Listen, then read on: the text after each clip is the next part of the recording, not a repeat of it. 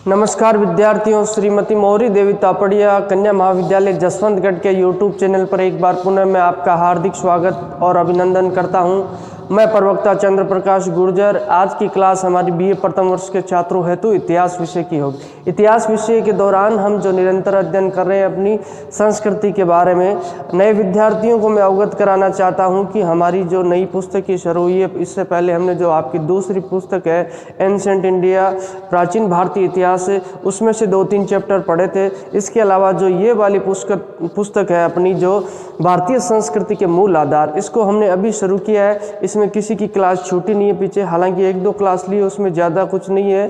तो ये मूलभूत जो अपने जो भारतीय संस्कृति है, इसका प्रथम अध्याय है संस्कृति की विशेषता है। ये जो चैप्टर है मूलतः समझने का चैप्टर है। इसमें कुछ फैक्ट वगैरह नहीं देखने को मिलते, तथ्य वगैरह नोट्स वगैरह बनाने जैसी कोई खास बात नहीं रहती है।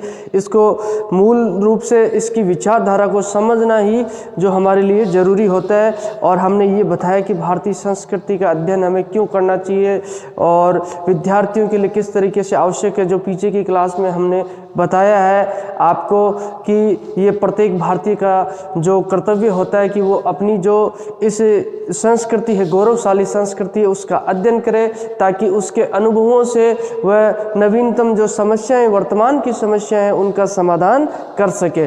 तो जैसा कि हमने आज की क्लास में हम पढ़ेंगे सभ्यता और संस्कृति में भेद। भेद बोले तो विभेद, विभेद बोले तो अंतर। इनमें क्या अंतर है इसके बारे में हम अध्ययन करेंगे। जैसा कि हमने कल कहा था कि सभ्यता जिस तरीके से किसी भवन की नींव है और संस्कृति उस नींव पे बनी हुई इमारत है, भवन है, तो दोनों का अस्तित्व बहुत जरूरी है और दोनों का जो संबंध है, हालांकि विचारधाराएं इनकी थोड़ी अलग अलग है। कुछ विद्वानों के द्वारा जो परिभाषाएं दी गई है जिनके आधार पे और जो अपनी समझ के आधार पे हम इसमें विभेद कर सकते हैं, अंतर कर सकते हैं।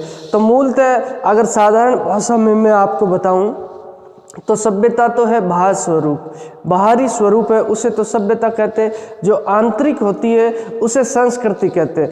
अब सभ्यता और संस्कृति में हम जो अंतर करने का प्रयास करेंगे ताकि हमें समझ में आए कि जैसे हम सभ्यताओं का अध्ययन करेंगे, संस्कृति का अध्ययन करेंगे, तो सभ्यता वो चीज़ होती है जो हमें स्पष्ट प्रत्यक्ष रूप से दिखाई देती है कि मानव के द्वारा किस तरीके से विकास किया गया। चाहे पाषाण के उपकरणों से शुरू ले लो, आप पत्थर के जो औजार बनाता है, धीरे धीरे मानव के द्वारा लोहे के, धातु के औजार और भी बड़े बड़े जो मिसाइल टेक्नोलॉजी तक मानव पहुंच जाता है। ये मानव की जो प्रगति को सूचक करता है, प्रगति सूचक है। तो ये सभ्यता की झलक है, इसे सभ्यता कहते हैं। और संस्कृति की बात करें तो मानव के द्वारा शुरुआती समय में कहीं भी हमें धार्मिक व्यवस्था देखने को नहीं मिलती है। धीरे धीरे मनुष्य के द्वारा जो प्रकृति की पूजा शुरू की जाती है, पीपल के वृक्ष की पूजा, पशुओं की पूजा, और धीरे धीरे जो धार्मिक रूप से जो तरक्की जो उसके मानव के द्वारा कर ली जाती है और धार्मिक क्रियाओं को जटिल बनाया जाता है, ये मानव की संस्कृति को सूचक करते हैं। संस्कृति अब मानव के द्वारा ये जो बात की जाए तो शुरुआती दौर में जो परिधान है, जो चमड़े के वस्त्र जो लपेटे जाते थे, जो पेड़ पौधों के जो पत्ते लपेटे जाते, वहाँ से लेकर वर्तमान समय में जो उन्नत टेक्नोलॉजी के द्वारा अच्छे अच्छे वस्त्र बनाए जाते हैं, ये उसकी सभ्यता का सूचक है। ये उसकी सभ्यता को दर्शाते हैं। मानव के द्वारा आर्थिक क्षेत्र में की गई प्रगति उसके सभ्यता की सूचक होती है। और लेकिन मानव के द्वारा विशेष परिधान, चाहे आप राजस्थानी लोगों को ले लो, चाहे गुजराती लोगों को ले लो, चाहे मराठी लोगों को ले लो, उनके द्वारा जो अलग अलग तरह के विशेष परिधान पहने जाते हैं। मारवाड़ी में आप लहंगा चुन्नी ले लो, चाहे गुजरात का ले लो आप लहंगा चुन्नी, और ये जो परिधान, विशेष परिधान जिन लोगों, ये उनकी संस्कृति को सूचक करते हैं। तो ये सभ्यता और संस्कृति में फर्क होता है, जिसे हमें और अन्य विद्वानों की जो परिभाषाओं के आधार पर इसमें अंतर करने का प्रयास करेंगे। तो आज हम देखते हैं सभ्यता और संस्कृति में भेद। सभ्यता मूलतः क्या होती है, अगर स्पष्ट मान लो सामान्य अर्थों में इसे आप समझने का प्रयास करेंगे तो सभ्यता मनुष्य के द्वारा भौतिक क्षेत्र की प्रगति को सूचक करता है। मनुष्य के द्वारा जो भौतिक क्षेत्र में की गई प्रगति है उसे सूचक कौन करता है, उसे जो बताता है वही उसकी सभ्यता होती है। भौतिक क्षेत्र यानी भौतिक क्षेत्र का मतलब है जो स्पष्ट रूप से दिखाई देता हो, चाहे पाषाण के उपकरणों से लेकर मानव के द्वारा आज हवाई जहाज तक का जो सफ़र तय किया गया है। हवाई यात्राएं वर्तमान समय किसी समय की बात है। मनुष्य के द्वारा जो कच्चा मांस खाया जाता था, जंगलों में रहते थे और जो गुफाओं में आश्रय लिया जाता, धीरे धीरे मानव के द्वारा जो तरक्की करते हुए, उन्नति करते हुए और जो भवन निर्माण की कला मानव के द्वारा सीख ली जाती है। और जब परिवहन के साधनों की बात करें तो अपने पैरों के माध्यम से वह मानव परिवहन करता था एक स्थान से दूसरे। धीरे धीरे पशुओं का प्रयोग उसमें किया जाता है। पशुओं के माध्यम से चाहे ऊंट हो, घोड़ा हो, उनका प्रयोग किया जाए। उसके पश्चात गाड़ी, मोटर वाहन, इनका प्रयोग, जो इनका आविष्कार मानव के द्वारा कर लिया जाता है। और वर्तमान में दुनिया के एक कोने से दूसरे कोने में जाने के लिए मानव के द्वारा हवाई सफ़र भी किया जाता है। ये मानव की सभ्यता को सूचित करते हैं, सूचक करते हैं। और धीरे धीरे निकट भविष्य में अपार संभावनाएं मनुष्य के द्वारा जो निरंतर खोजों से, अनुसंधानों से, अन्वेषण से और कई तरह की प्रगति की जाएगी। तो ये मानव की सभ्यता को सूचक करते हैं। अब बात करते हैं संस्कृति किसे कहते हैं। तो संस्कृति मानसिक, मनुष्य के मानसिक क्षेत्र की प्रगति को सूचित करने वाले होते हैं, सूचक करने वाले होते हैं, उसे संस्कृति कहा जाता है। मानसिक क्षेत्र की बात की जाए तो ये तो भौतिक क्षेत्र में तो ये सब कुछ आ जाते हैं, जो भवन निर्माण कला है और है, किसी तरह की सुख सुविधाएं हैं, फैसिलिटीज है, इनके द्वारा। और मानसिक क्षेत्र में मनुष्य के द्वारा जो बौद्धिक विकास किया जाए, अपने बुद्धि के प्रयोग के द्वारा जो तरह तरह के जो रीति रिवाज उसके द्वारा बनाए जाते, नीति नियम बनाए जाते, दर्शन बनाए जाते, मनुष्य के द्वारा आचार विचार है, अपनी सोच को विकसित किया जाता है। और सभी धर्मों के बारे में जो उसकी जो गहराई से सोच होती है, जो तुलनात्मक रवैया उसके द्वारा अपनाया जाता है, क्या सही है, गलत है, ये मनुष्य के द्वारा जो प्रगति की जाती है, मानसिक प्रगति, ये उसकी संस्कृति के सूचक है। अब इसमें सामान्यतः हम फर्क करने का प्रयास करेंगे कि इन सभ्यता और संस्कृति में किस तरह का फर्क होता है, अंतर होता है। अगर बात की जाए तो सभ्यता और संस्कृति को हम एक एग्जाम्पल के द्वारा समझने का प्रयास करते हैं। सभ्यता वो चीज़ है, इसे पृथक भी नहीं कहा जा सकता और इसे एक भी नहीं कहा जा सकता। सभ्यता और संस्कृति में कई जगह हमें जो विभेदीकरण देखने को मिलता है, यानी कि अंतर देखने को मिलता है, कई जगह हमें एक रूपता भी देखने को मिलती है, हालांकि ये दोनों विचारधाराएं अलग अलग है। तो बात करते हैं तो सभ्यता की अगर बात की जाए तो सभ्यता का विस्तार जो तेज गति से होता है, संस्कृति का विस्तार इतनी तेज गति से नहीं होता है। तो सभ्यता और संस्कृति में अंतर करने का प्रयास करते हैं। सभ्यता को हम एक तरीके से जो वो फूल मान सकते हैं, लेकिन संस्कृति क्या चीज़ है, फिर उसका क्या औचित्य। तो संस्कृति की भी बात करें तो संस्कृति उस फूल में से निकलने वाली सुगंध है, जो खुशबू है वही है, यानी इसका मूल देखा जाए तो सभ्यता ही संस्कृति का मूल होता है और ये आपस में दोनों एक दूसरे से जुड़े हुए होते हैं। तो जिस तरीके से बात की जाए पुष्प और सुगंध का संबंध यहाँ देखने को मिलता है, कहाँ, सभ्यता और संस्कृति में। उसके अलावा जो अगर शरीर और आत्मा का संबंध भी देखने को मिलता है, जिस तरीके से शरीर का कोई औचित्य नहीं रह जाता बगैर आत्मा के और आत्मा का कोई औचित्य नहीं रह जाता बगैर शरीर, दोनों ही एक दूसरे के लिए बहुत जरूरी होते हैं और एक दूसरे पे दोनों ही जुड़े हुए हैं और निर्भर है।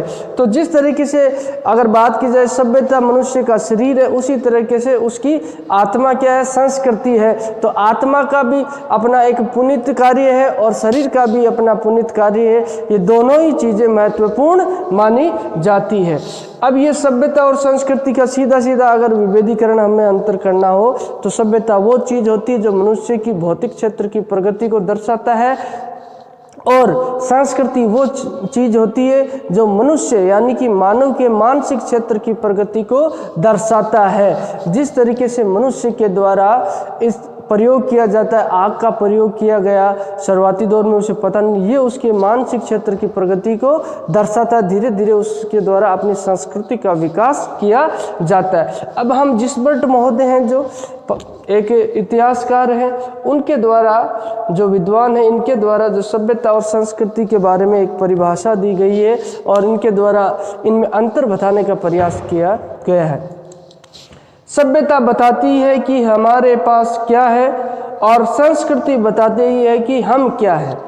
सभ्यता क्या होती है, इन्होंने कहा है, जिस भट्ट महोदय के द्वारा गया है, सभ्यता बताती है कि हमारे पास क्या, यानी कि मानव के द्वारा कितनी उन्नति की गई है, कितनी तरक्की की गई है, उसको दर्शाने वाली चीज़ को हम सभ्यता कह सकते हैं। और मानव की जो सोच, प्रखर बुद्धि किस स्तर की पहुंच जाती है, उसको दर्शाने वाले को हम क्या कहते हैं, उसको संस्कृति कहते हैं। मानव के द्वारा जो बौद्धिक प्रगति की जाती है, मानसिक प्रगति की जाती है, उसे संस्कृति कहा जाता है। ये परिभाषा दी गई जिस भट्ट महोदय के द्वारा, इसे आप नोट डाउन कर लेना। अगर बात की जाए तो सभ्यता और संस्कृति में विभेद करने का प्रयास करते हुए अन्य इतिहासकारों के द्वारा भी बताया गया है कि सभ्यता क्या चीज़ है और संस्कृति। सभ्यता में साध्य और साधन का संबंध बताया गया है, तो सभ्यता को तो साधन बताया गया है और संस्कृति को साध्य बताया गया है। साधन और साध्य कहते हैं ना, साध्य को प्राप्त करने के लिए साधन की पवित्रता जरूरी है। राजनीति के स्टूडेंट हो तो आप उसमें भी, राजनीति में भी कई विचारधाराएं ऐसी आती है जिसमें ये बताया जाता है। तो सभ्यता को तो साधन बताया गया है और संस्कृति को जो साध्य बताया गया, यानी कि जो अंतिम लक्ष्य होता है वो संस्कृति होती है। तो ये इनमें संबंध, साधन और साध्य का संबंध भी इसमें स्थापित किया जा सकता है। यानी ये शुरुआती चरण तो सभ्यता होती है, उसके पश्चात जो उन्नत अवस्था होती है वह संस्कृति होती है। यानी अंतिम लक्ष्य की बात की जाए तो संस्कृति होती है। अब बात करते हैं ग्रीन महोदय के द्वारा दी गई परिभाषा के बारे में। ग्रीन महोदय ने बताया गया है, एक संस्कृति तभी सभ्यता बनती है जबकि उसके पास लिखित भाषा, दर्शन, विशेषीकरण, श्रम विभाजन, एक जटिल विधि और राजनीतिक प्रणाली हो। ग्रीन महोदय की परिभाषा की बात करते तो मानव के द्वारा शुरुआती दौर में वह जो कबीलों में रहता था, गुट बनाकर रहता था और शिकार करता था, उस मानव को सभ्य नहीं माना जा सकता है जब तक, कहते मानव के पास अपनी कोई लिखित लिपि मानव के द्वारा विकसित नहीं कर ली जाती है तो उसे सभ्य नहीं माना जा सकता। तो सभ्यता के लिए अगर बात की जाए, सभ्यता की पहली शर्त होती है लिखित लिपि का जो आविष्कार। लिखित लिपि का आविष्कार जिनके द्वारा कर लिया जाता है मानव के द्वारा, तो उन्हें ही सभ्य माना जाता है। हालांकि सिंधु घाटी सभ्यता में लिपि का विकास उनके द्वारा किया गया है, लेकिन उनकी लिपि को आज तक भी पढ़ा नहीं गया है। तो ये बात कहते हैं ग्रीन महोदय, एक संस्कृति तब भी सभ्यता बनती है जबकि उसके पास लिखित भाषा हो। यानी अपनी पहली शर्त है सभ्यता की कि उसके पास लिखित लिपि और भाषा होना जरूरी है। उसके अलावा दर्शन विशेषीकरण युक्त हो। विभिन्न तरह के जो बात की जाए तो उसकी धार्मिक क्रियाएं हैं, रीति रिवाज है, धर्म से संबंधित उसके नीति नियम वह हो। श्रम विभाजन की बात करें तो श्रम विभाजन के तहत जिस तरीके से अपनी भारतीय संस्कृति में किया गया, ब्राह्मण, वैश्य, जो क्षत्रिय, शूद्र, इस तरह के अलग अलग जो सामाजिक कार्य उनके द्वारा विभाजित किए गए हैं विभिन्न जाति कर्म के अनुसार। तो इस तरह की व्यवस्थाएं होनी जरूरी है, तभी वह किसी समाज को सभ्य कहा जा सकता है, किसी मानव जाति को सभ्य तभी कहा जाता है। ये सभ्यता की प्रमुख शर्तें होती। विभाजन एक जटिल विधि है और राजनीतिक प्रणाली, यानी किसी तरह का जो व्यवस्थाएं और समाज समूहों को, व्यक्तियों को, समूहों को संचालित करने के लिए कोई राजनीतिक व्यवस्था भी होना अत्यावश्यक होता है। ये ग्रीन महोदय के द्वारा परिभाषा दी गई है। अब बात करते हैं सभ्यता में और सभ्यता और संस्कृति में अंतर करने का प्रयास करते हैं हम। आसन वसन निवेशन हेतु की गई क्रिया सभ्यता कहलाती है।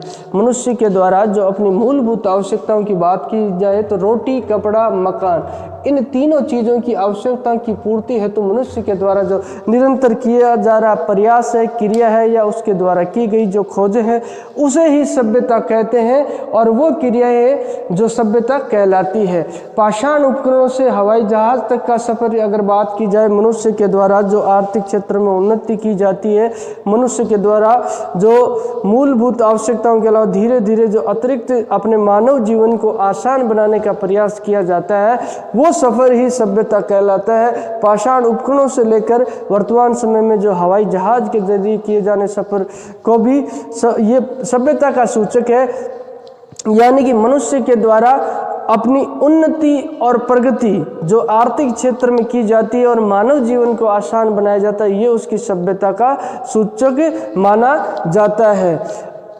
अब बात करते हैं वह जीवन पद्धति, रीति रिवाज जीवन पद्धति, जो जीने का तरीका है लोगों का, और उसके सांस्कृतिक जो भी रीति रिवाज की बात करें तो राजस्थान में अलग अलग जातियों में अलग अलग रीति रिवाज देखने को मिलते हैं। विभिन्न, चाहे कालबेलिया जाति को ले लो, बंजारा जाति को ले लो, कई जनजातीय समुदाय है और भी कई जाति समुदाय, उनके अलग अलग रीति रिवाज होते हैं, उनके अलग अलग रहन सहन का तरीका होता है, खान पान अलग होता है। ये उनकी संस्कृति को सूचित करता है। कहते हैं भारतीय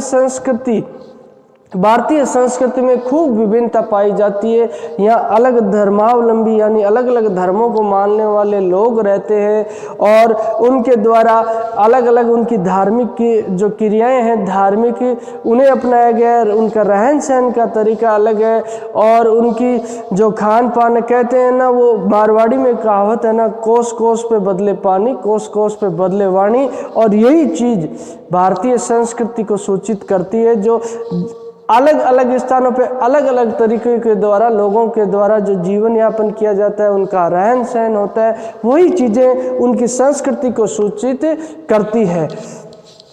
वह जीवन पद्धति, रीति रिवाज, रहन सहन, आचार विचार, अनुसंधान व आविष्कार जो मनुष्य को बर्बर से सभ्य बनाते हैं, वह क्रिया जो मनुष्य को जंगली जानवरों से और आदिम प्रवृत्ति जो बर्बर जो बात की जाए तो उससे भिन्न करती है और मनुष्य को सभ्य बनाती है, वही सभ्यता कहलाती है। यहाँ पे मुझे लग रहा है कि जो वहाँ से खिड़की की तरफ से जो रोशनी आ रही है, जिस वजह से दिख नहीं पा रहा होगा स्टूडेंट को, तो मैंने इस लाइन को पढ़ दिया है। एक बार हो सकता है मैं इसका फोटो भी खींच के आपको भेज दूंगा ताकि आपको ढंग से समझ में आ जाए। अब बात करते हैं संस्कृति।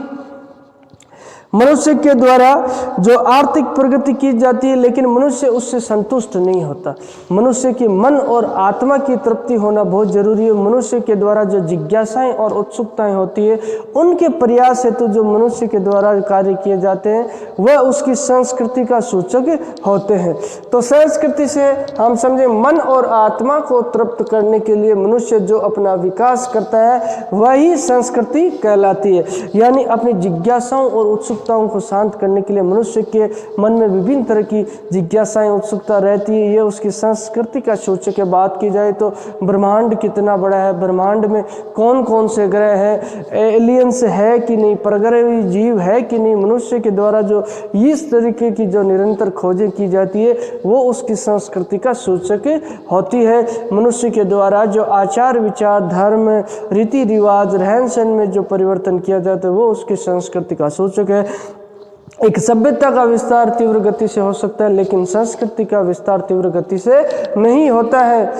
और संस्कृति के अंदर अगर देखा जाए तो धर्म, दर्शन, संगीत, साहित्य, मूर्ति, चित्र और वास्तु, इन चीज़ों को सम्मिलित किया जा सकता है। और इन क्षेत्रों में की गई प्रगति, चाहे धार्मिक क्षेत्र में की गई प्रगति हो, दर्शन यानी सभी धर्मों का जो सारांश निकालने का और तुलनात्मक अध्ययन जो किया जाता है, वही दर्शन है। संगीत जो मानव के द्वारा जो मानसिक क्षेत्र की प्रगति को दर्शाता है। साहित्य जो मानव के द्वारा अपनी भावनाओं को लिखना और उनको जो लिखित रूप देना ही, अपने भावों को लिखित रूप देना ही जो भावात्मक पक्ष का विकास है, वही उसकी संस्कृति है। मूर्ति के माध्यम से अपने भावों को प्रस्तुत करना, चित्रकारिता के माध्यम से और वास्तुकारिता यानी विभिन्न भवनों के निर्माण से अपने भावों को प्रदर्शित करने की जो क्रिया है, वही संस्कृति कहलाती है। अब बात करते हैं मनुष्य द्वारा अपनी बुद्धि का विकास करते हुए विचार और क्रम के क्षेत्र में किया गया सर्जन संस्कृति कहलाता है। मूलतः जो मनुष्य के द्वारा अपनी बुद्धि और विवेक के द्वारा प्रयोग करते हुए और इन क्षेत्रों में बात की जाए तो विचार और क्रम के क्षेत्रों में किया गया यानी सर्जन, यानी नया जो उत्पादन किया जाता है, किसी तरह का नई सोच का विकास किया जाता है, उसे ही संस्कृति कहते हैं।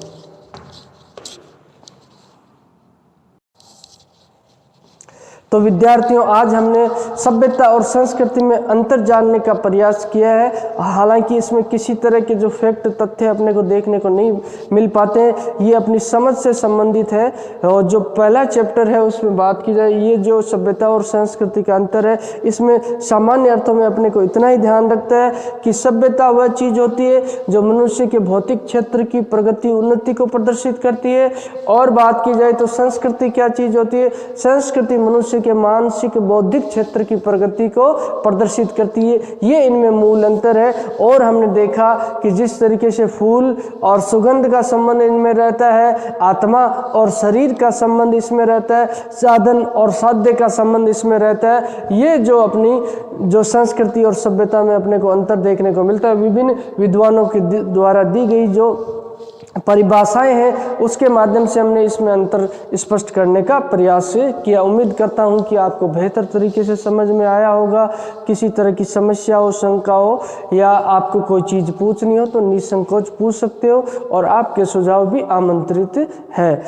तो आज की क्लास के लिए बस इतना ही, और कल जो हम सभ्यता जो संस्कृति की विशेषताएं हैं उनके बारे में जानेंगे, और बाकी जो अपना निरंतर अध्ययन चलता रहेगा संस्कृति से संबंधित। ये छोटा ही चैप्टर है जिसे जल्दी पूर्ण कर लेंगे। तो आज की क्लास के लिए बस इतना ही, और सभी विद्यार्थियों का पुनः एक बार बहुत बहुत धन्यवाद।